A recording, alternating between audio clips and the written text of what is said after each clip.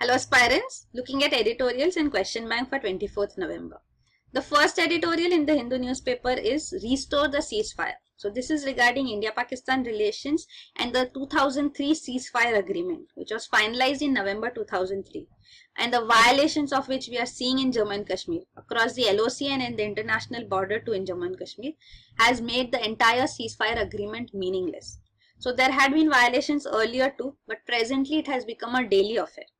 So now there is a time to bring in peace. So that's what the editorial is arguing about. This all started with the September 18 Uri terrorist attacks, post which India undertook surgical strikes across the LOC, attacking terrorist camps. And then we saw, this was on September 29, and post that ceasefire violations and cross-border firings have continued. Many border villagers have left their villages and their farms too. So we are seeing that people, civilians are also being killed on either side. So now there's a need to bring in peace, and the editorial argues that on the Pakistani side there is uncertainty, political uncertainty. Prime Minister Nawaz Sharif is trying to assert his independence. Also the army chief's term has expired, so there's a fresh appointment which is due now.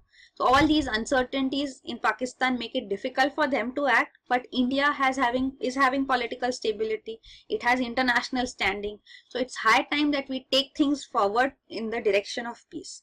So this editorial is arguing that India and Pakistan must guard against adventurism in an increasingly unpredictable world. So before things go out of hand, it's time that we act and bring in peace. So restoring peace is what it is arguing for. The earlier two ceasefire violations which were there were because India said that Pakistani forces do firing to give a cover to the terrorists who then infiltrate across the LOC on the Indian side. So this is an allegation which India makes even today. So there is a need to act too, but then things should not go out of hand. So both things have to be balanced. Then the next editorial is His Voice Carried Across Barriers.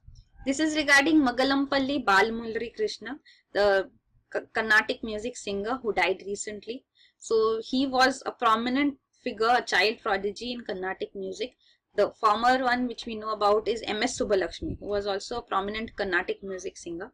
Balamurali Krishna was also a Padma Vibhushan awardee, and he had also been part of the national integration track Mile Sur Mera Tumhara, which was featured on Doordarshan in 1980s. So in this he had done a Jugalbandi with even a Hindustani classical music singer.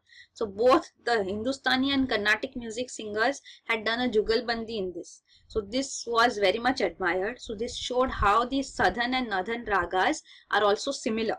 So similarities and the different styles, distinctive styles of their performances were put forth. So this similarities and differences were clearly put forth in this song.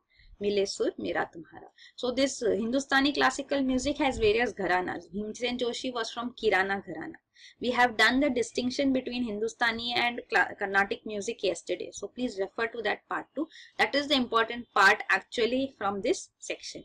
So gharanas are there only in Hindustani classical music because there are improvisations allowed in Hindustani music, and Carnatic music does not allow improvisations. So it puts emphasis on compositions and not improvisations. So you can go through that again. This is about the editorial. Next we go to the question bank. The lead article in today's newspaper is on corruption, war against corruption, and it is in the context of demonetization. So what happens is that it is talking about corruption prevailing in the administrative system, how the higher level civil services officers are also corrupt, and also corruption prevails majorly in the IT department as well. So we have to start off from there too. So demonetization is going to increase the burden of IT officials too, because there will be much amount of money going into the banking system, which will make them have to work on finding out the sources of these income and asking for IT returns.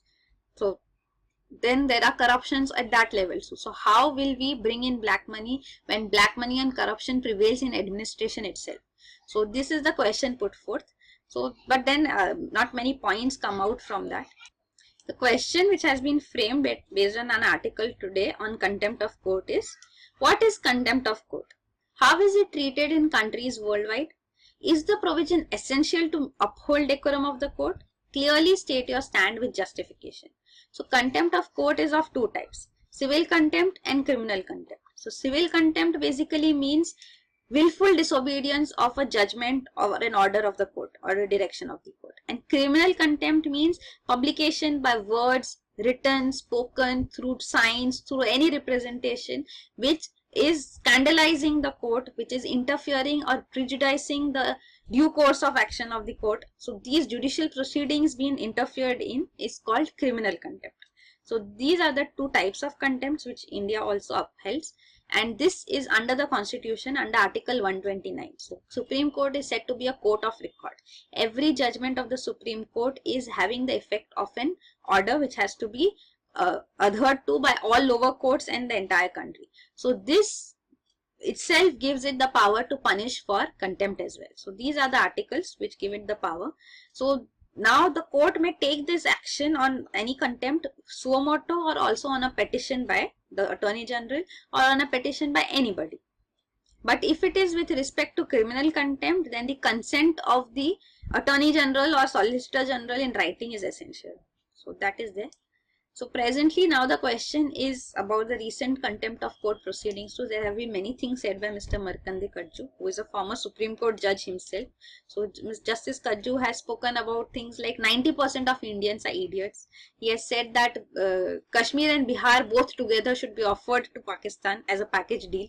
He said that Gandhi was a British agent. He is also posted on his Facebook page about a former Supreme Court judge, calling him one of the most corrupt judges in India. Then he has also spoken against Supreme Court judge who issued contempt notice against him. So he has been outspoken about all this, and of course this is contempt in the sense that it is scandalizing the court and the judges.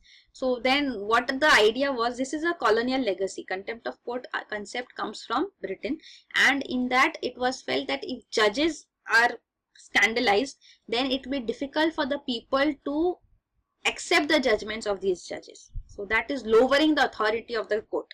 So based on this perspective, contempt of court provisions have been inserted. Britain itself has used it sparingly, and in 2013 it abolished this concept for all. So now there is no offense like scandalizing the court in Britain since 2013. Even in USA there had never been such a concept.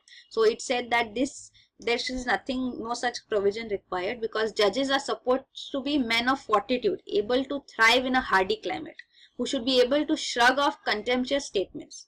So this is what it says. It says that such scandalous statements should be best be ignored, because giving them attention would give them more publicity. So these were also the viewpoints.